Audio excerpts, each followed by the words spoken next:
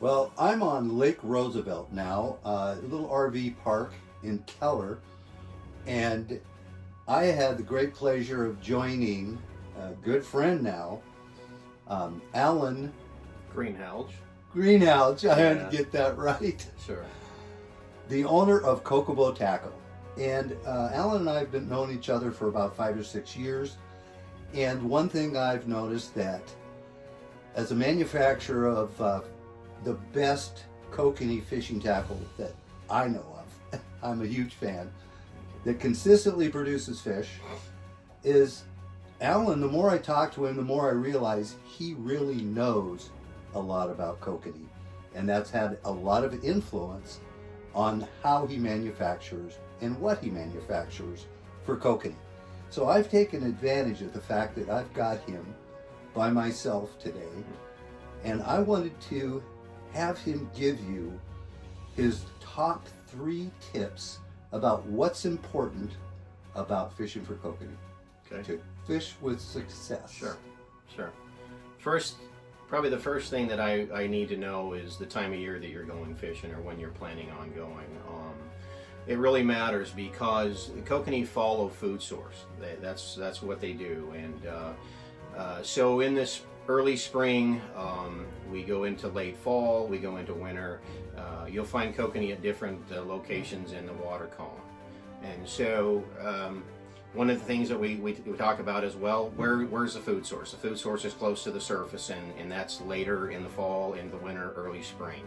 And so kokanee will elevate. They'll elevate where the plankton supply is located.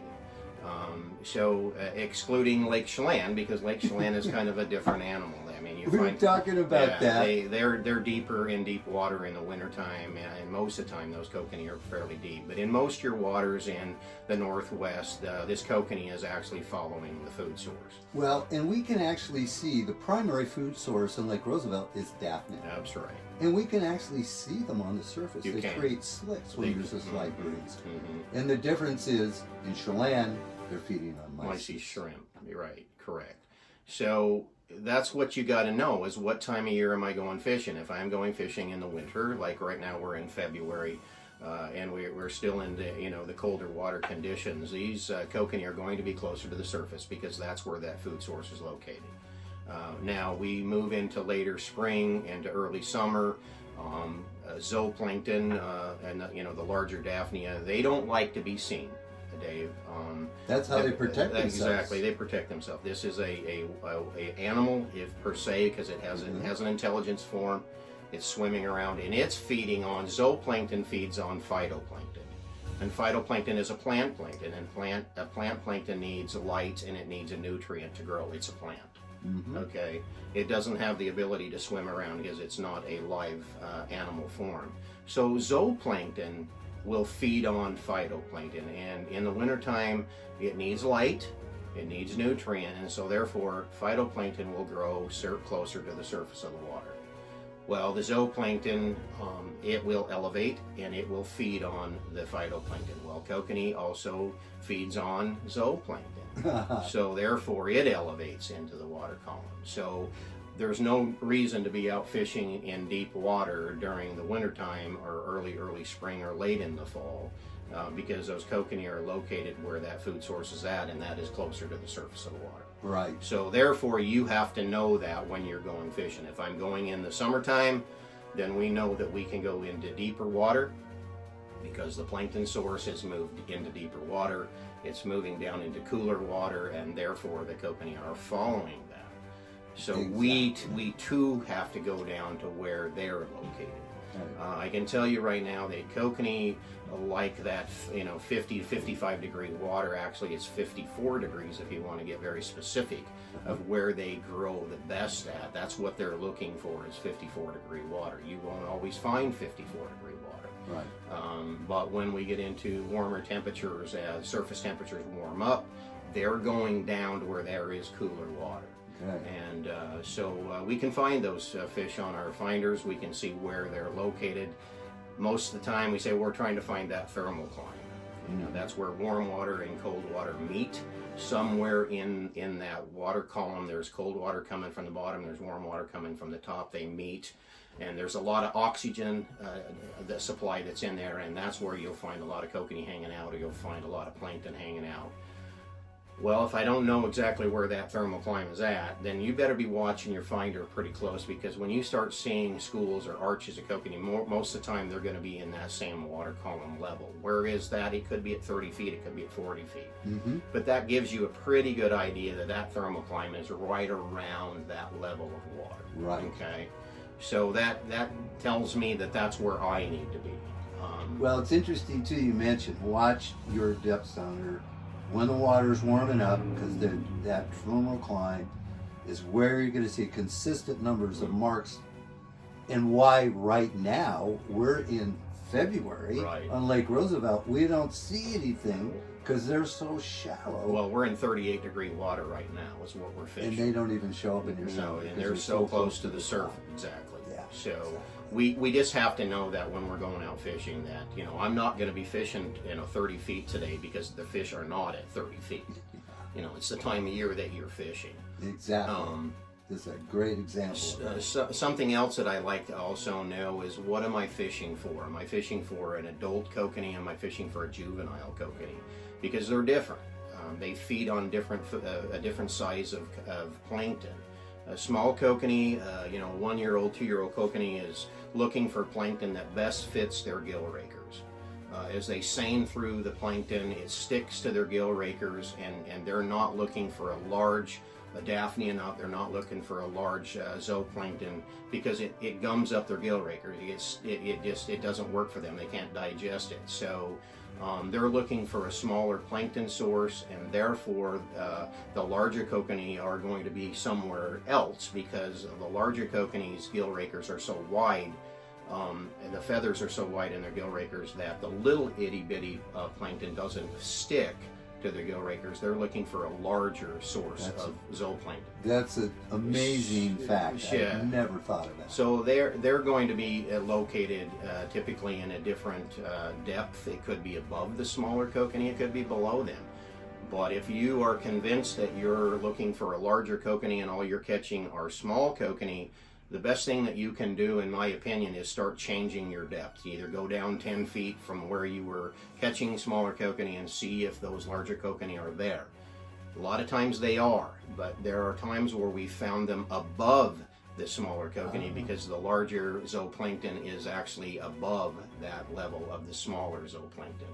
So, I mean, kokanee are smart. I mean, they're looking for that food source that best fits them, and that they can, put on the most growth rate based on that food source. It's really all about food source. Yes. And one thing you need to know about a kokanee is that they're not eating your corn, if you're using corn or maggots or whatever you're using. They're not attacking that because they're hungry. They're attacking it because they're actually aggressive. They're irritated, more than likely. They just want to get it out of their area. So they're trying to attack it to get it away from them. Right. Yeah.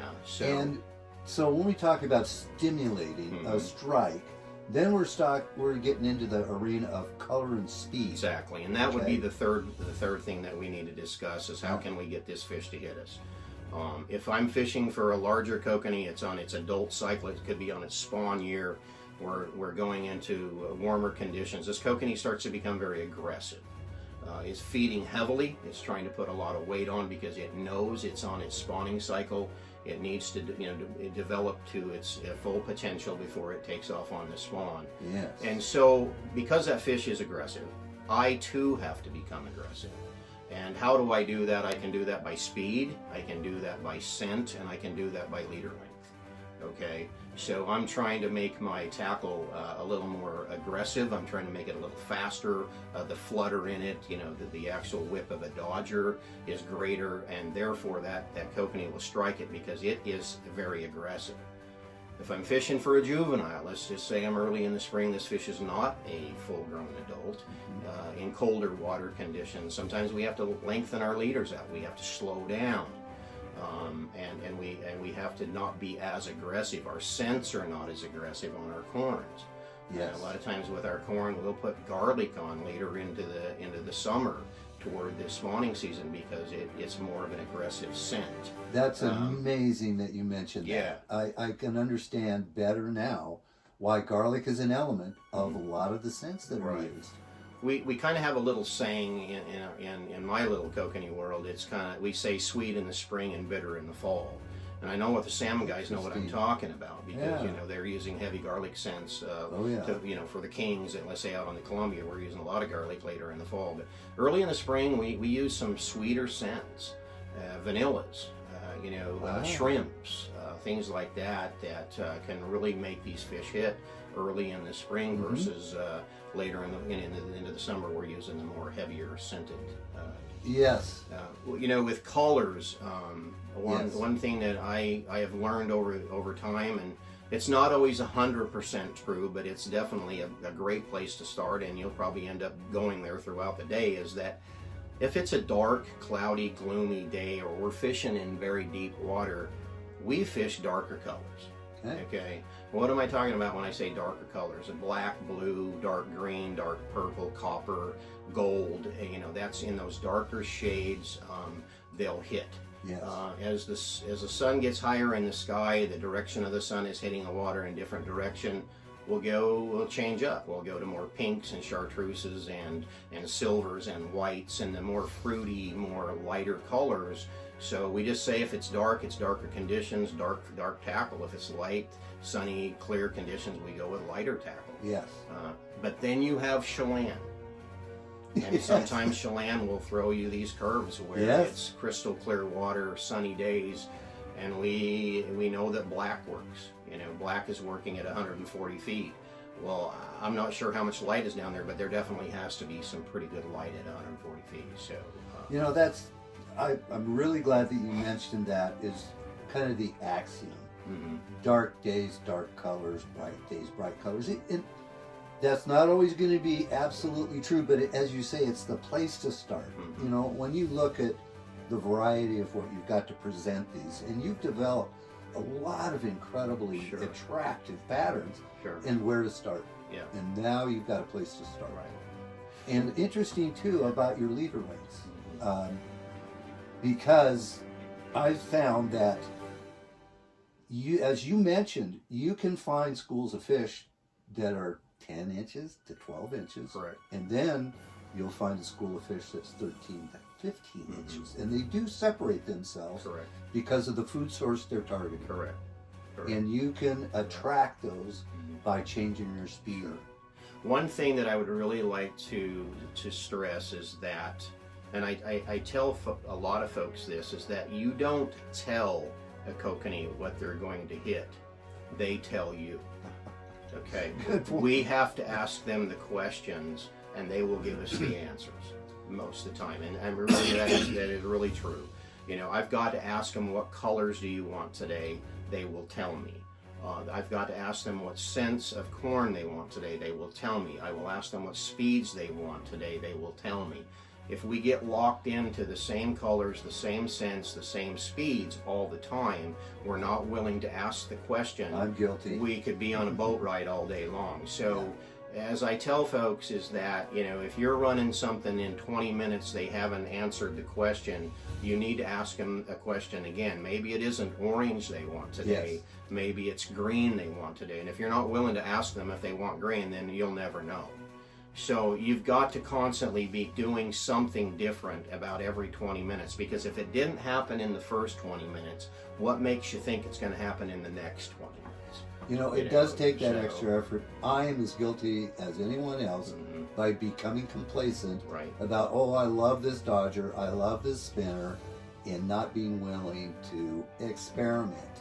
The other thing we talked about earlier is a simple way to create an aggressive strike by changing your speed and depth by using your boat. Absolutely. Yeah. A lot of responsibility goes back to the boat driver. Yep. Okay. Can I say that?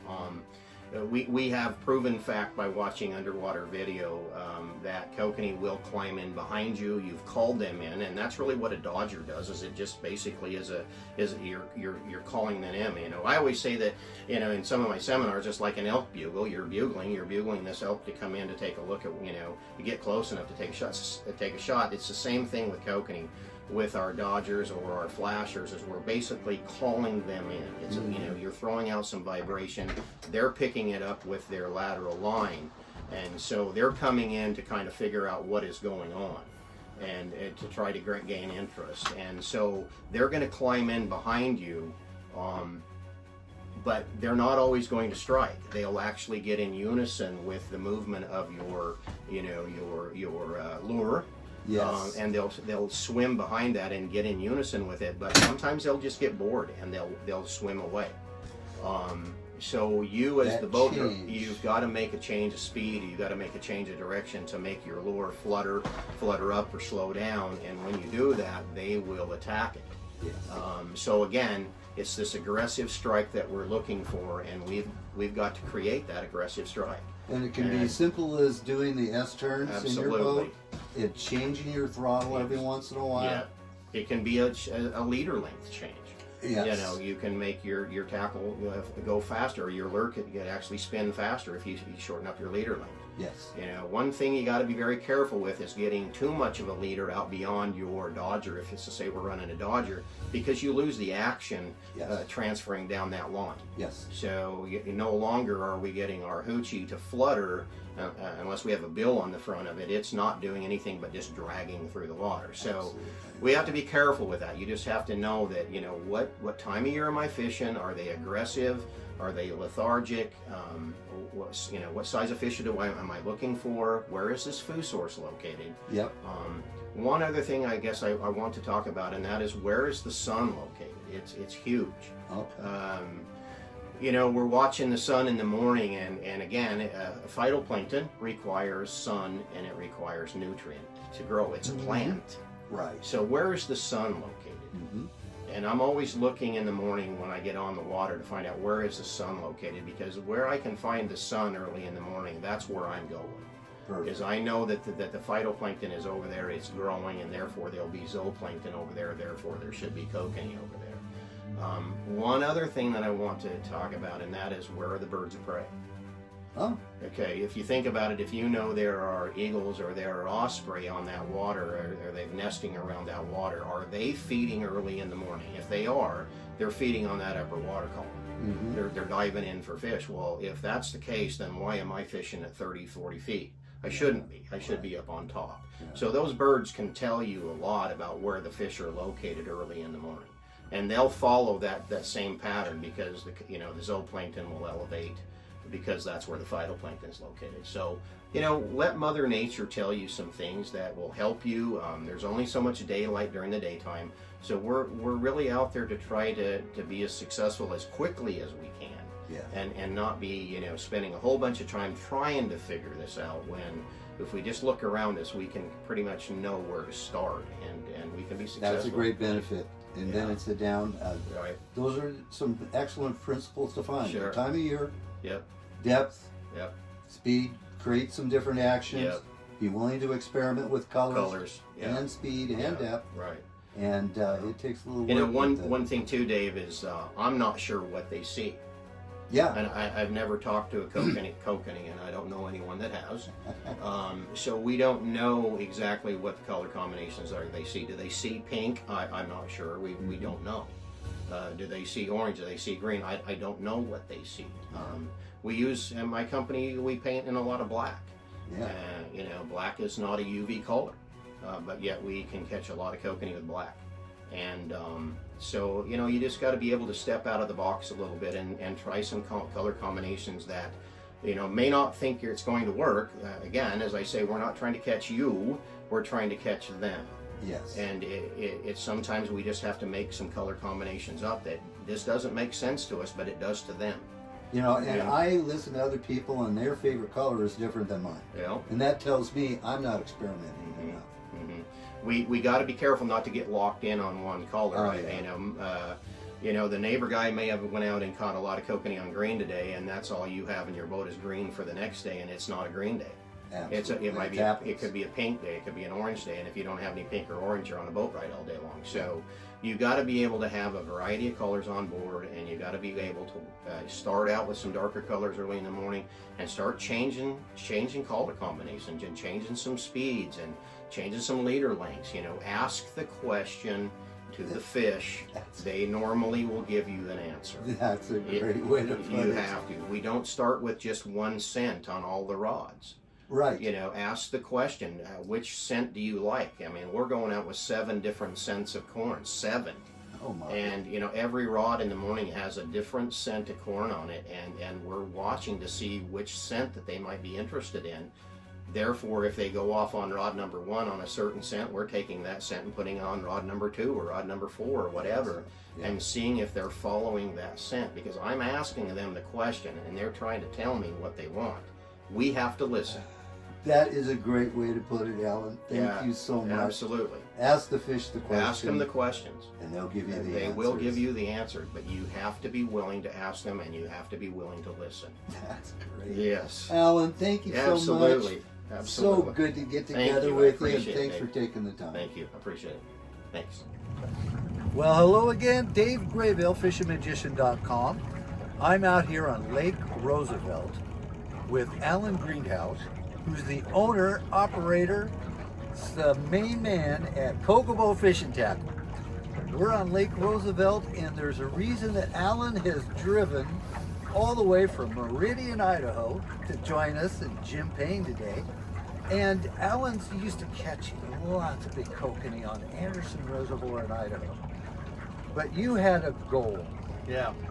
And that was to what? Catch a kokanee of what size? We had a goal if we could put a kokanee over 21 inches. It was going on my wall. We don't get the opportunity to catch, 4 or 5 pound kokanee in our area. Most of our kokanee range anywhere from 16 to up to 20. Once in a while we might get a 21, 22 inch fish, but not very often. And I just my wife and I said if I could put one over 21, it's coming home with me. It's going on the wall. And guess what happened on Lake Roosevelt? First time out, we hit a 23 inch 4 pound kokanee on day 1.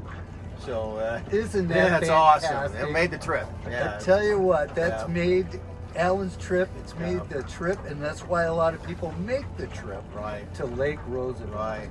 Is the opportunity to actually get into catch a trophy kokanee fish. that size. Absolutely. That size. Catch a trophy. Yeah. That's wonderful, and I tell you, you can fish Lake Roosevelt with confidence that you can have that opportunity. And if you're fishing Kokabow Fishing Tackle, like I always do, then that improves your Sure, thank you. Yeah, we've had success with it, that's for sure.